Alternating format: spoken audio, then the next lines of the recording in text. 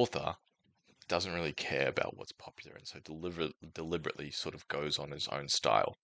And you see that through the initial art style. When you're digging into it, you're like, what was this, made in the 90s? It has this very old, you know, Digimon movie kind of vibe with the art style, which is paired with a very strange aspect of architecture.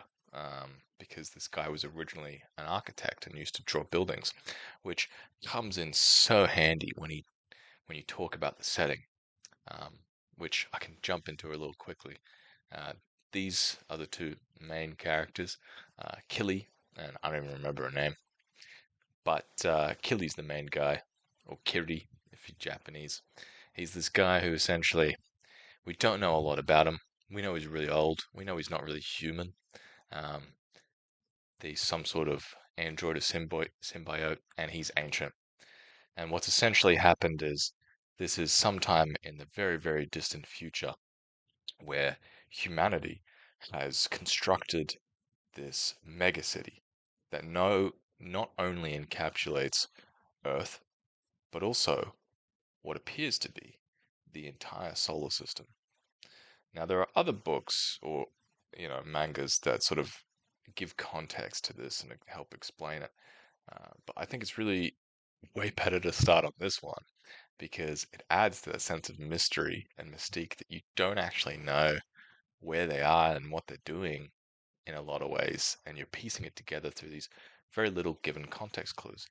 Because one of the things that you'll see with, some anime and manga is that they constantly want to be talking, you know, and saying these things, dropping these context clues, and they don't want to be telling a story visually. This is a manga that does not have a lot of dialogue. And it's a stark change to initially jump into something and be like, I'm putting pieces together, what's going on through three panels, you know? And to take your time and be like, okay, he's there, and then he's there, and then he's there. Stuff like this, right? You're like, okay, well, maybe he's just going through some corridors. But this is actually a great example of the style that you go through with these. Sometimes it's like so calm and simple. But what if I told you this was happening during some massive fight that is thousands and thousands of kilometers away, and this guy, being some immortal android machine, got knocked away thousands and thousands of meters and now has to make his way back because he fell from some great height. And they're fighting the entire time, and he's just like walking, you know, making his way back through this megalopolis. And it really is a megalopolis.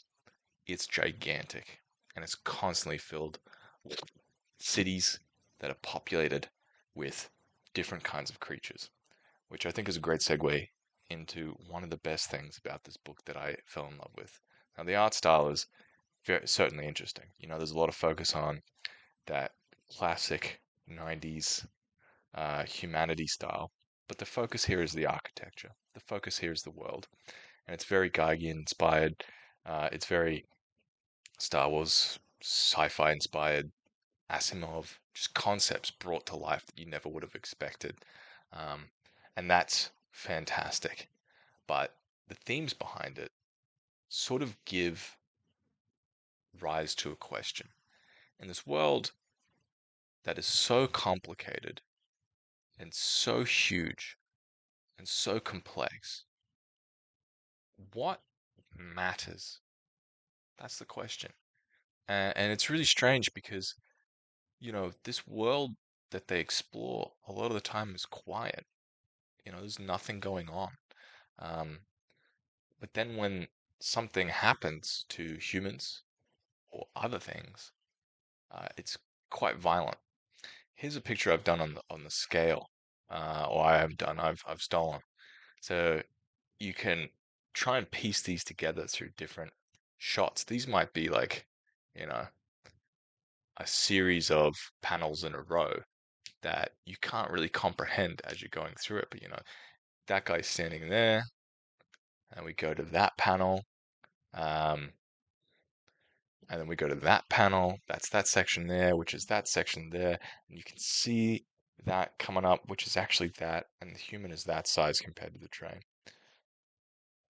And these guys travel across these great distances. And initially, because you're going panel to panel, you're like, oh, They went there, then they went there, then they went there. And you don't get a sense of the scale because they're both immortal. They're traveling for like years and years and years. And sometimes that's done really, really well. You get a sense that they're just like on a journey, and then suddenly something happens. And when something happens, it's usually violent. Now, before I get into that, I'm gonna go quickly into like what characters you'll see, because there's definitely humanity, um, but there's also other aspects of it. So there's this giant computer essentially that was powering the construction of this megacity back in the day, and it created these antibodies that were essentially trying to help humanity by killing off these neo life, these android life um, people who sort of like tried to separate from humanity by embracing technology as a replacement.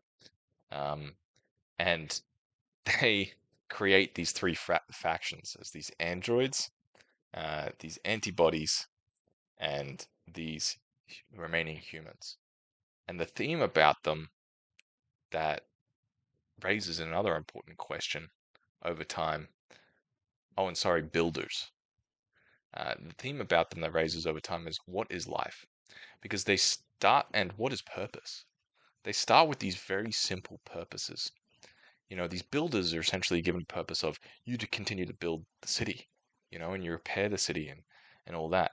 But essentially, some catastrophe happens, and the builders just continue to build aimlessly without direction anymore because the main computer is no longer giving instructions, uh, and they just build endlessly, endlessly and endlessly. They build on top of buildings, and they start to get lost because before they're building like this is an apartment building that's going to house 16 billion people or whatever, and then one day the people are gone, but they've still got instructions, and that starts to break down over time. And you see these shots that are buildings to nowhere, or these great, massive things where you're like, this is impossible to actually house humanity. Because when you see humanity, they're just this small fraction of themselves left over.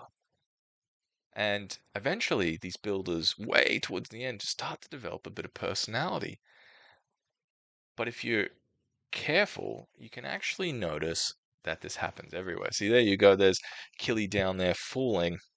He has to make his way back eventually. But these are the kind of structures that you work with, that you can just dive into one of these panels and look at them for so long, just digging at every little bit and piece. Um, you see what I mean? And it raises so many questions about like what life was, where this was made, what's happened to it, because things definitely change. Now, these are the Android Life people, which is a great example of them because this is early on, where they're sort of breaking apart, uh, but they still look a bit human. Achilles in a bit of danger here. And they provide this sort of like antagonistic example against humanity because they pose a threat to them. But the more I read this, the more I sympathized with them because there's Killy is this essentially immortal mega machine that can do whatever the fuck he wants, and he expresses emotion in a lot of ways, especially early on. He's in touch with his humanity, and he causes them a great deal of pain, and as a result, they get pissed off, rightfully so. And so, at first, their disregard for the value of humanity is antagonizing, but they evolve over the course of the manga because this goes on for thousands and thousands of years. And so they start off looking like these little beasts here, and you sort of question like, oh well, what is this sense of life? What is their purpose? Uh, but then you also ask, what is humanity? Because you're shown these shots all the time where humans are sort of like changing in very weird and strange ways being based here. There's even scenarios where, some woman's trapped in a cloning machine. She's constantly just cloning herself, and her offspring are eating each other. And that is where humanity is at now. There's no sense of like what humanity truly is, except in very rare cases. Even Killy himself resorts to not being human in certain ways, even though he himself is not human, but he's the representation of humanity through a lot of the book because he expresses rational moral reasoning that conflicts with this immoral, uncaring world. Uh, but there's still remnants of the old one. But the funny thing is, you see them as a dying race. You cannot see them as something that hopes to be saved. There's this general purpose given to Killy that humanity has to be saved through some sort of, way or another. And there's definitely hope that lasts all the way through the book. But I cannot help but feel they are totally outclassed by the forces against them. So there's definitely moments where they are cool like this. You see like little lives of these humanity groups throughout the book, um, and you really wonder what it is that makes them human anymore. Because sometimes you see scenes like this. This is one of the main characters before they revive themselves in a new body, and she starts talking to Killy in this state, being like, "Hey, bro, help a bro out," you know. But when you see this, are you really thinking like, "Wow, humanity's in a great spot"? But this is actually a great representation of where humanity is right now. And this character generally also does represent humanity in a way. Becomes a very important character with a important ending that I won't spoil. But this is the start that they have, and you can definitely see like this isn't even what I know as humanity anymore. It's completely changed. And meanwhile, these symbiote lives, these android lives, are so different. There's also a third faction that I didn't really mention, which is the admin. Um, and these guys are essentially like the last conscious remainder trying to protect humanity and take them into the next stage. But even they are slowly corrupting over time and making nonsensical decisions. This is a shot from this part where the admin of a entity it's very trippy, this section, because it deals with like alternate realities and pseudo time travel, which makes you put into question everything that's going on. But uh, the admin of the self-contained sort of entity is going a bit wild and essentially wants to make a decision that will destroy humanity because it's lost its mind. But also, the humans that exist there are on their way out, and you can't help but think, you know, although the true and just way to do things is to definitely preserve and not make the silly decision of a potential suicide. You can almost understand the admin that are living in this perpetual agony where things are getting worse and worse and worse over time as they slowly lose their minds, that it's almost the right decision to just kill themselves. And that's what they end up doing. When we first see this Neo life, um, they look very similar to us. This is from the first chapter, so the art style is different to what you might have seen in previous panels. But they look like wretched human beings, but they change over time into things like this, and it really makes you wonder.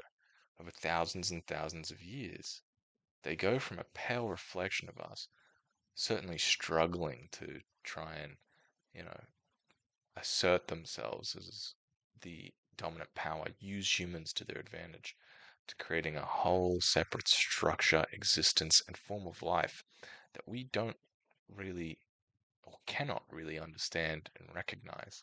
But does that make it any less legitimate? These are what they end up looking like over time. And that evolution is subtle. It's never mentioned to you, like Killy never goes, they look different now. It just happens that they eventually take on different forms. And the funny thing is, if you pay close attention, they're generally trying to mimic the most feared and angry enemy that they've ever faced, which is Killy.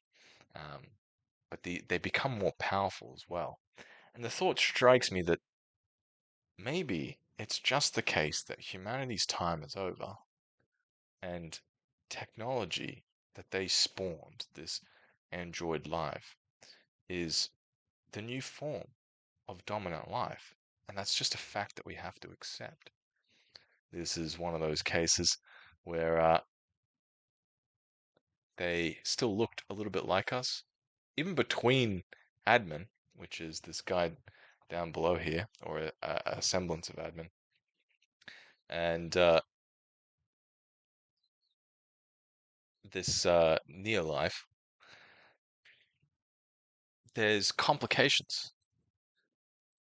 There's this antibody uh, sort of existence, and there's this android life existence.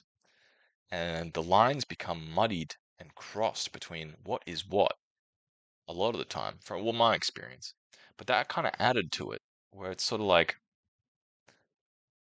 these stop being just single purpose robots that they originally looked like and start to become these things that have their own purpose, their own loves, their own goals, their own weaknesses, their own names. And it just solidifies for me the end of humanity. This is one of those examples where it's like so far beyond what we can understand. This is the admin coming in to have a conversation with Killy. And you can sort of visualize here that it's so far beyond what we can do. Yeah, this is what I mean when things go, when things happen, things become incredibly violent. Killy is one of these things that the author does. He's given them a gun that is just like the most powerful gun ever in the world. It's some sort of like mega anti-gravity gun. It can do things like this. Killy's incredibly strong. You can see he's like swinging this guy around, and the action scenes are some of the best. You know, they happen with these like impactful decisions that really makes you stop and pay attention to what's going on, because something like this sort of gives rise to uh, you having to pay attention, and you're panicked. You want to move fast, but you have to go scene by scene by scene. And this is also a good example. The giant hand reaching out. All right, go to the next panel. He's loading the gun. Blink, blink. It's ready to go. And then ka-chick. And that's all I got for why I think it's amazing. Um,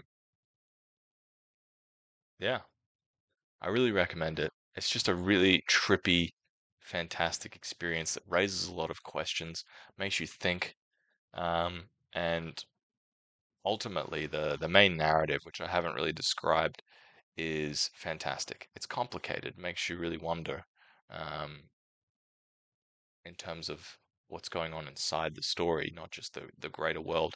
But it is essentially a story told about the greater world through this vehicle of this quiet, um, but reflective, imprintable main character with a unique style, a unique setting, a unique storytelling, method.